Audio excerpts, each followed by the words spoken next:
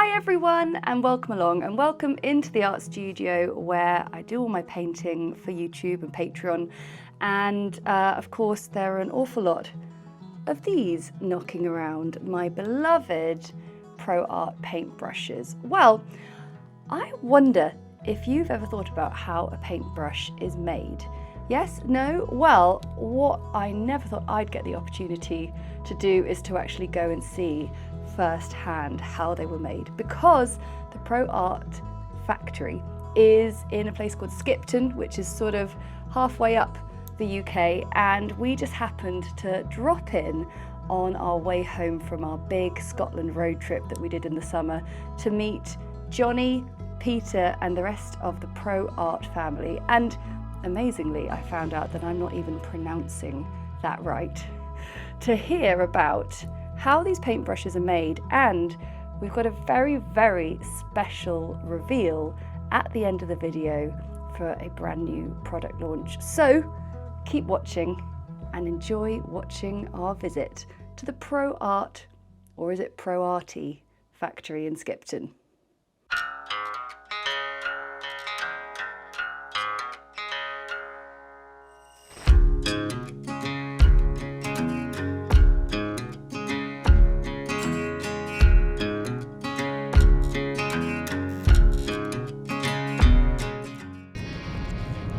So we're driving through the Yorkshire Dales, which is absolutely lovely because we both actually went to university in this neck of the woods, and at York and me at Leeds.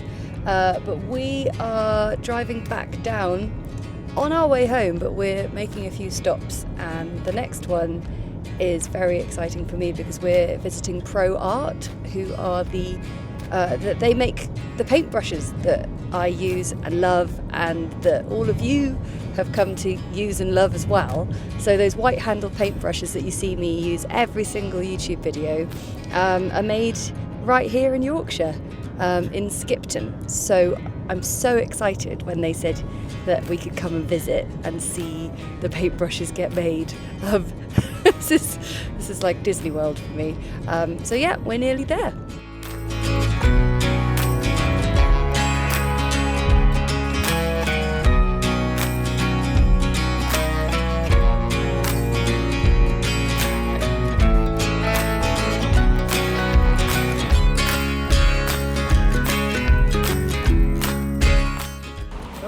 Oh, hi! Yeah? Start at the very beginning. Let's do it.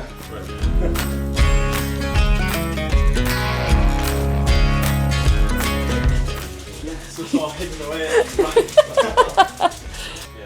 That's your hair there. But we mix two different grades. There's two different thicknesses basically. Yeah. That's it. I'd never even thought about the thickness. Yeah. Well, that's what makes a brush work. You know, there was a time when people maybe made certain sizes from one grade of hair and bigger sizes from a slightly heavier grade. And we realised in the early days, because my father was a painter, that they did a job, but they didn't do the job to absolute satisfaction. And as a result of that, you mix different grades together, and in doing that it gives you more of a natural sort of selection. Our hair isn't all the same diameter. It's not the same.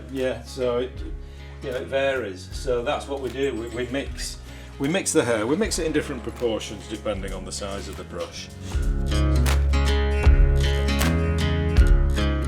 We wanted to emulate a brush that looked a little bit like sable. Yeah. So by mixing the lighter golden hair with a darker hair, you got that sort of mix, and it just gives you that more of that sort of natural appearance. Oh my goodness! Look at this machine. It's what they call a bit of a Heath Robbins. Is this machine? But we bought it a lot of years ago, and it mixes a lot of hair. It's older than me, this machine. It's old one. Is it like 30 years old or something? Oh my god, that's like that. really old, isn't well, it? it's been repaired a few Ancient. times.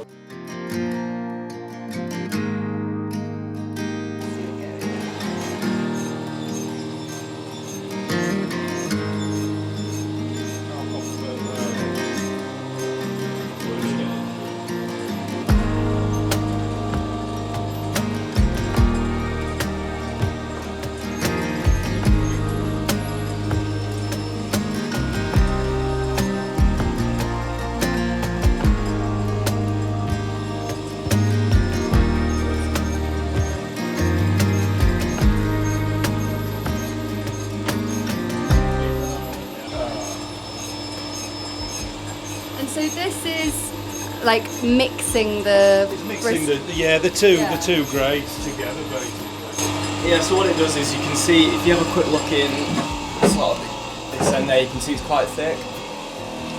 But as it comes through to the other side, it's essentially sort of half as thin.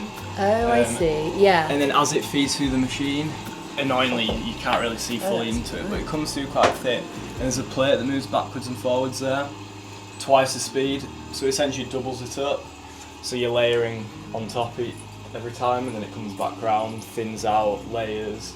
So each time it essentially doubles. So how many times does it go with like one set of bristles? It's more time. Right, we don't count the amount of time. Once the machine's running to satisfaction, once all the hair's laid on, we'll give it at least 5 minutes, and then we know that it's layered itself multiple times. I mean, most of the time it is a colour. Again, this is a pre-mixed hair, but if we're using the actual hair bundles, it goes from like, you can start seeing the clumps of hair to then one consistent colour. Okay, wow.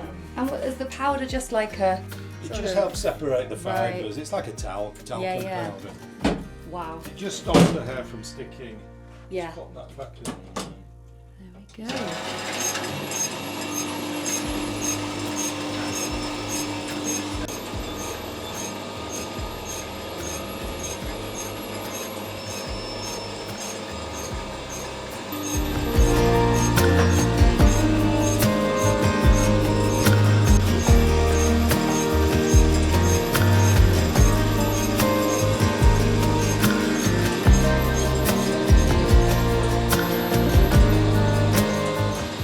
This side of the machine's working at twice the speed of that side, so it basically layers itself one on top of the other. It's going off a shoot almost, so it's layering itself all the time. So as it's doing that and then it's thinning out, it's constantly being mixed. That's the way it mixes itself.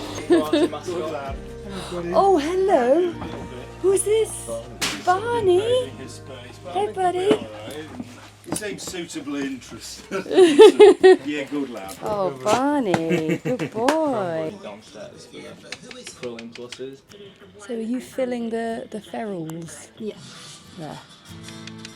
So it's essentially, each brush has its own spec. So after we've mixed a certain sort of mix of hair, that's when it comes up here. You see the bundles that they go back into. You might recognise that from when it was in the boxes. So we bundle them back up into these to our own sizes, and then they then go into our picking machine. And then for each brush shape and size, we can actually set that picking machine to a certain amount. So as you'll see there, it'll just grab sort of a set amount that we can make for each ferrule. And then Jane's just hand filling the ferrules. So it's quite an exacting process. So for each brush with the spec, there's a certain length out, which means that there can only be a certain amount of hair.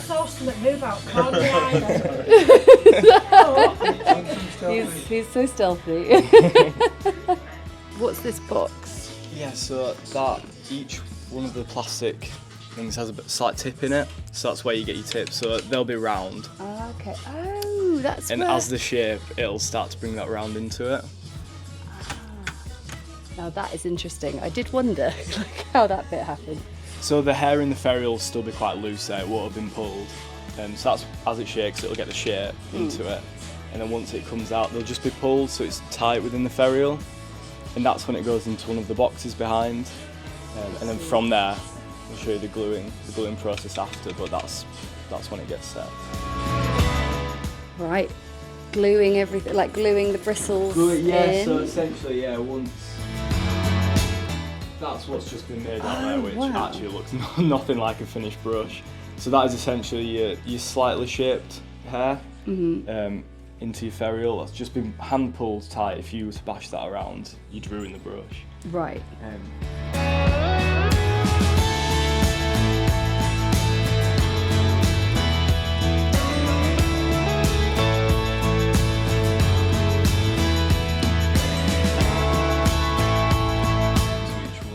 It's important when you just need the right amount, it just has to be that runny enough. So if it's too runny, it'll go through the hair.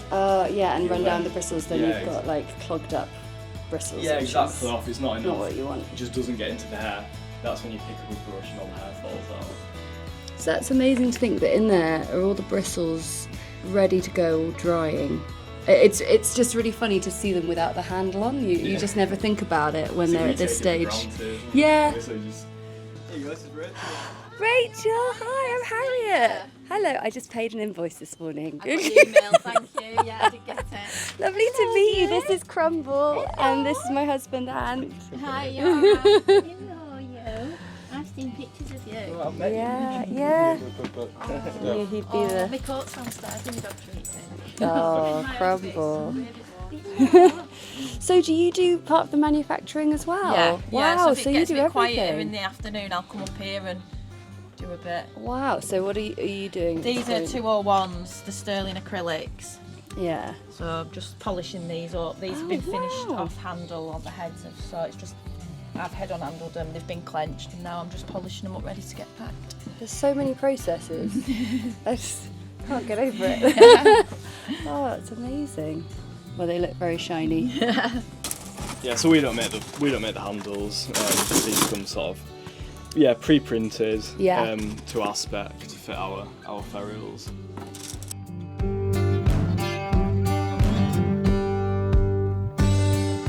So once they've come out of gluing, we then box them up into the series, and that's sort of an unfinished head that that's not going to go anywhere. Yeah, that's not going after it's been anywhere. glued. Lovely. For a special order, so Oh wow! I was just waiting These to are the fancy ones. to show you what I do. Yeah, So oh, they've been please boiled. do. They've been boiled in water, and then they go into this gum. To a point. I'm going to come around the other So side of you and. some brushes are finished off the handle, where we'll just do the heads. Yeah, some. Is it the bigger sizes? Gosh, you do that so lovingly. Been doing it a long time. We have to get it to a point, perfect point. Look at that. That is a. Well, that looks perfect to me, but Then what do I it dries, know? and then it gets a cap put on it.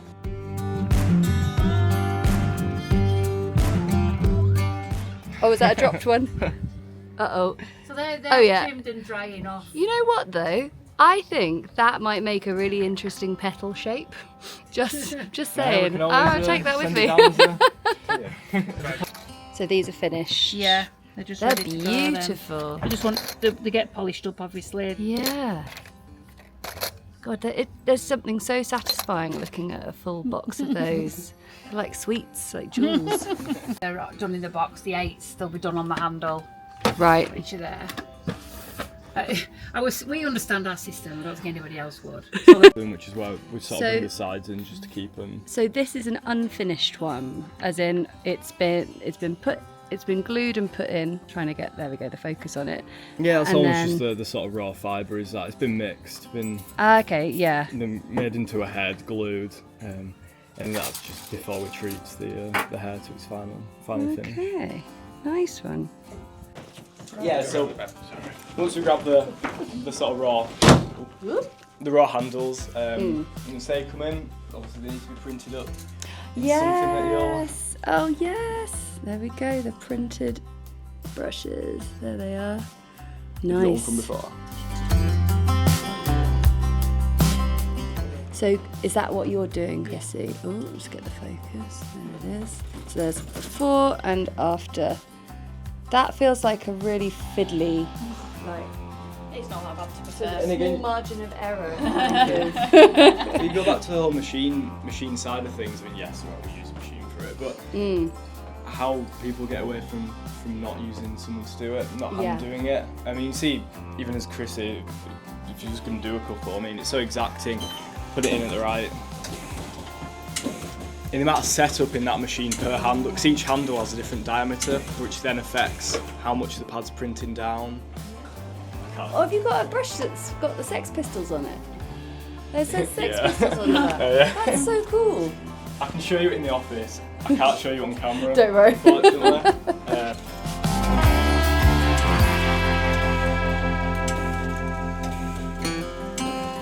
Done the printing for them. The next stages need to be head-on handled. Oh yeah, I forgot that bit.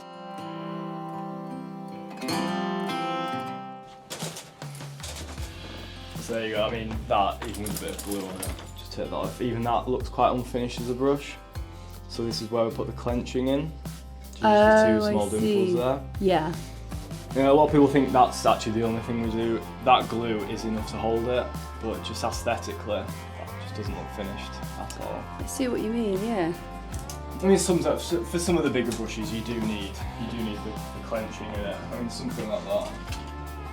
You'd need it for, but Yeah, it's funny now. Now you mention it, the brush would look unfinished without it. that is Little a things you reject, just- is that? Oh, okay. That is unfinished. That's why it's in here. Yeah, it's just those small things. So for this, we use, well, I use these 3 machines. Rachel's the only one that'll touch this one. Because this one, it's an iris machine, so it closes like an eye. So once that's on, all that'll essentially crimp around the brush, and no one dare touch it. There's another one finger stuck in there. Ouch. So I'll show you these. Okay, so we've got a before and after, and you call it crimping. Yeah, clenching. Clenching. Yeah. Okay, cool. And this machine does the job. Yeah, so we've got, for every single brush is a separate diameter there. So what we did, we made each size has a different plate, which we bring over to this. So every single brush we have uses one of those, which is all linked to our handles and ferrules.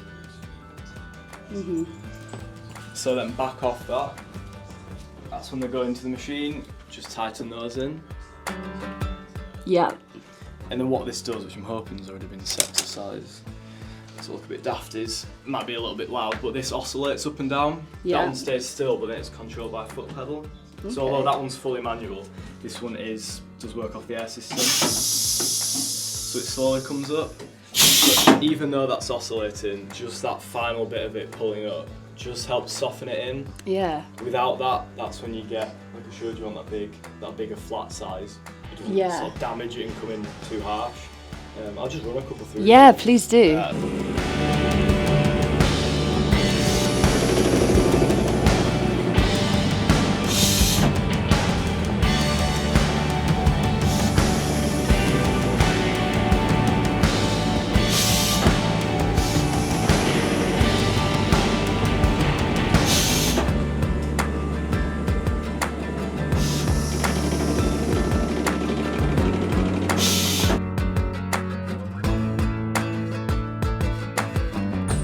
Yeah, so all those little Hero, specks of nice. glue and all those things are just brought off.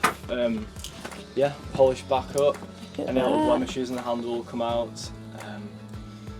Stripped off. And then if any of the hair at any point has been pulled up and during clenching, we can resort it here. Amazing. Ferrule just needs a satisfying little picking them up. scruff. I love it. Is it very satisfying? I like picking blunt hairs out as well. You know, like out of round brushes and you get the blunt because the hair's the wrong. I love that. Just a bit of a weird. But I guess as part of it, we don't necessarily have a quality control because as a brush will go through manufacturing, there's always someone checking. Yeah, that's nice. It's like if someone's brush head making and it goes into gluing, you'll notice if a brush has come out too far or not. When you head on handling, you'll notice if the glue's too thick because you can't get the handle on properly. Rachel now, she'll be looking at the heads, checking them. Pulling out any blunts that the wrong way around. Yeah, like you say, just having that human presence all the way through. And also it just feels like you're really invested in it, like you all really care about the product. So that's just the best way possible to keep sure it's all consistent. Definitely. Orders come in and we have to utilise even these areas here. I love that. That's so cool. You know, far too good for sort of round here. But he did some of that's photography, but it's his wording. The Americana type. So the phrase. font is Americana, and why did he choose it then? You were just saying that it's Basically, if you use the brush as a pen, then you've got your thin lines and your thick lines that as you press that little bit I harder. love that.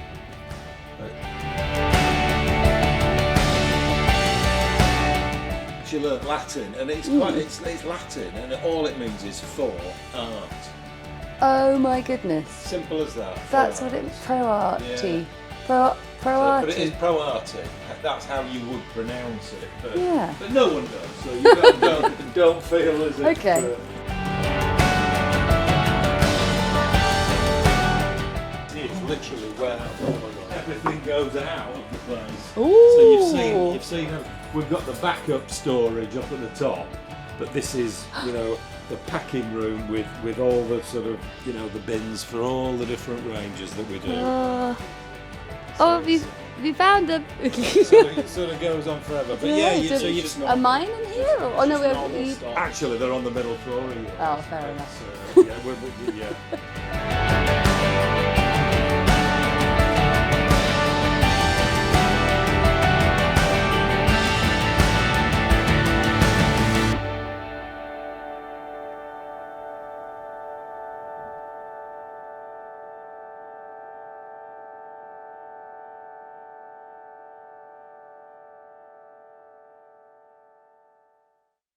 So here is our brand new paper paintbrush sleeve, and it is adorned with a watercolour painting of mine, and then on the back a lovely little photo, a little bit of a description, and yeah, just a really nice little upgrade.